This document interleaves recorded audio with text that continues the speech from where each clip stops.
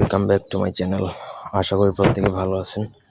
তো আজকে আমি আপনাদেরকে ব্যবসাতে বেশি লাভের গন্ডা অথবা টাকা দিব। যদি কারো ব্যবসা প্রতিষ্ঠান থাকে, যে কোনো ব্যবসা ছোটো হোক বড় হোক সেটা কোনো ফ্যাক্টর না। আপনি ব্যবসাতে যদি অধিক লাভবান লাভ করতে চান বা কাস্টমার বাড়াতে চান, আপনার ব্যবসায় ছোটো ব্যবসাতেও কিন্তু অধিক আয় বরকত যদি চান, তাহলে আপনি যারা এই সপ্তাহ যা বীজ যন্ত্র টোটকা এগুলা বিলিভ করেন বা বিশ্বাস করেন তাদের জন্য।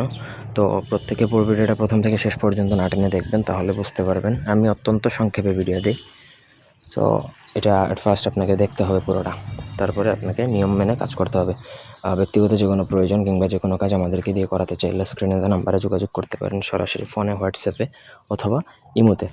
তো স্ক্রিনে দেখুন, এটা বাংলা নকশা, এটা সবার জন্য লেখা সহজ। উপরোক্ত যন্ত্র দুটি কাগজের উপর কেশরের কালি দ্বারা, মানে কেশরের কালি লাগবে, এবং কাগজের জায়গায় ভূষপাতা ব্যবহার করতে পারলে আরও ভালো।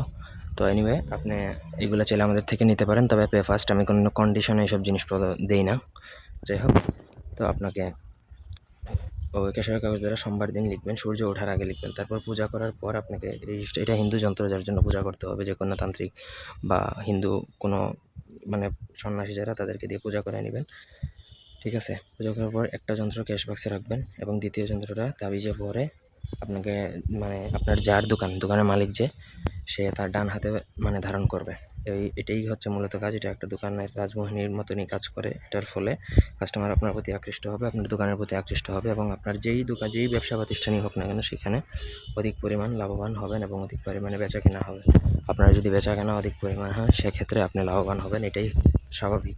আশা করি বুঝাইতে পারছি। কোনো অংশ বুঝতে অসুবিধা থাকলে কমেন্ট করতে পারেন আমাদেরকে। ব্যক্তিগত কাজের জন্য বা যে কোনো প্রয়োজনে আমাদের সাথে যোগাযোগ করতে পারেন। ধন্যবাদ সবাইকে। আল্লাহ হাফেজ।